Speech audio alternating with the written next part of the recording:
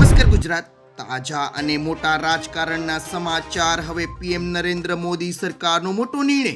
CM Bhupendra Patel અને ઘર ભેગા, ભાજપને થશે મોટું નુકસાન.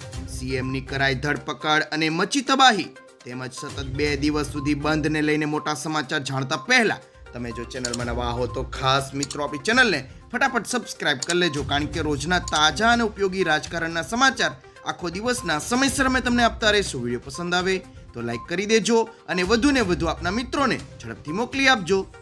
પીએમ નરેન્દ્ર મોદીએ રાજ્યમંત્રીઓ સાથે કરી મુલાકાત. વડાપ્રધાન નરેન્દ્ર મોદીએ ગત રાજ્યના મંત્રીઓ સાથે મુલાકાત કરી હતી. ત્યારબાદ તેઓએ સોશિયલ મીડિયામાં મંત્રીઓ સાથેની તસવીર શેર કરી હતી અને લખ્યું કે તેઓ તેમના સાથીદારોને મળ્યા જેઓ પ્રથમ વખત મંત્રી પરિષદમાં રાજ્યમંત્રી બન્યા. તેમનો અનુભવો અને આંતરદૃષ્ટિ સાંભળી, કારણ કે તેમણે હમણાં જ તેમની મંત્રી પદની જવાબદારીઓ સંભાળી છે. તેમની સાથે પાયાના સ્તરે શાસનને વધુ મજબૂત કરવાના માર્ગો પર ચર્ચા પણ કરવામાં આવી હતી.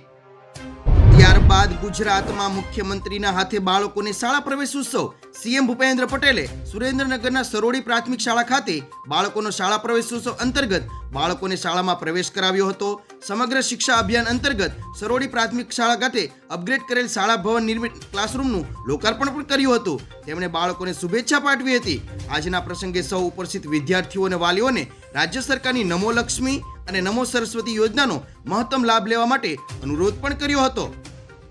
હવે અહીં વરસાદે મચાવી તબાહી. હિમાચલ પ્રદેશમાં મેઘરાજાએ હાહાકાર મચાવ્યો છે. પહાડો પર આવતા પ્રવાસીઓને મુશ્કેલીનો સામનો કરવો પડે છે.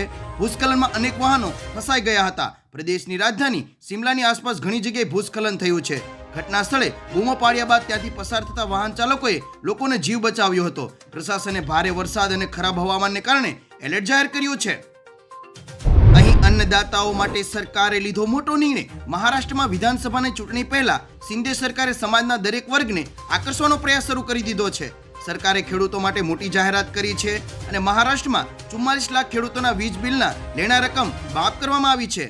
મહારાષ્ટ્રના ડેપ્યુટી સીએમ અજીત પવારે વિધાનસભામાં 2024-25ના બજેટ દરમિયાન આ અંગેની જાહેરાત કરી હતી. આ સાથે કપાસ અને સોયાબીન ઉગવતા ખેડૂતોને પ્રતિ હેક્ટર 5,000 રૂપિયાનું બોનસ આપવામાં આવશે. અગત્યના સમાચાર અને મોદી સરકારનો મોટો નિર્ણય. કેન્દ્રએ ચાલુ નાણાકીય વર્ષના બીજા ક્વાર્ટર માટે પીપીએફ, સુકન્યા સમૃદ્ધિ યોજના સહિતની નાની બચત યોજના પરના વ્યાજ દરમાં કોઈ પણ ફેરફાર નથી કર્યો.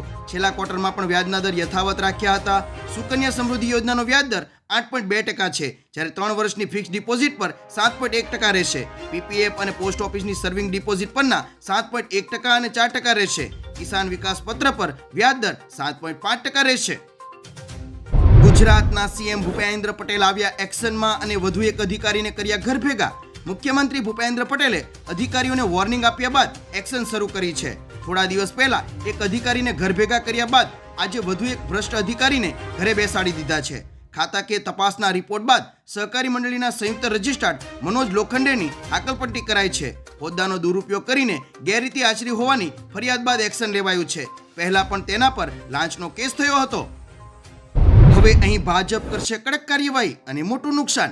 લોકસભાની ચૂંટણીમાં ઉત્તર પ્રદેશમાં ભારતીય જનતા પાર્ટીને નુકસાન જવા અંગે હાઈકમાન્ડને રિપોર્ટ મોકલી દેવામાં આવ્યો છે. હવે એવી વાત સામે આવી છે કે ભાજપના જે ધારાસભ્યોએ ભીતરઘાટ કરીને પાર્ટીને હરાવી છે તેની સામે કાર્યવાહી કરવામાં આવશે. વિધાનસભા ચૂંટણીમાં ભાજપના 100 જેટલા નેતાઓની ટિકિટ કપાય તેવી પૂરેપૂરી શક્યતા છે. ઘણા ધારાસભ્યો તેના વિસ્તારમાં ભાજપને જીતાડી શક્યા નથી.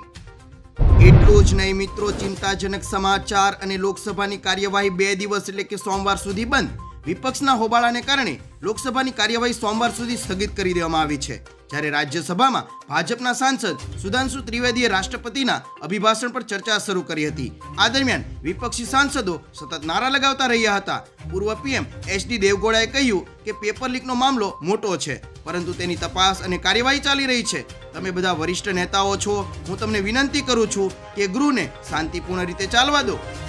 ત્યારબાદ અત્યારના મુખ્ય સમાચાર પર એક નજર કરીએ તો મિત્રો, આજે અમિત શાહ કુરુક્ષેત્રમાં ભાજપ કાર્યકારિણી યોજશે. સીએમ કેજરીવાલની ધરપકડના વિરોધમાં આપ આજે દેશવ્યાપી વિરોધ પ્રદર્શન કરશે. અંદમાન સમુદ્રમાં 4.5 તીવ્રતાનો આવ્યો ભૂકંપ. T20 world cup. આજે ભારત અને દક્ષિણ આફ્રિકા વચ્ચે ફાઇનલ મેચ રમાશે. યુજીસી નેટની નવી પરીક્ષાની તારીખ થઈ જાહેર.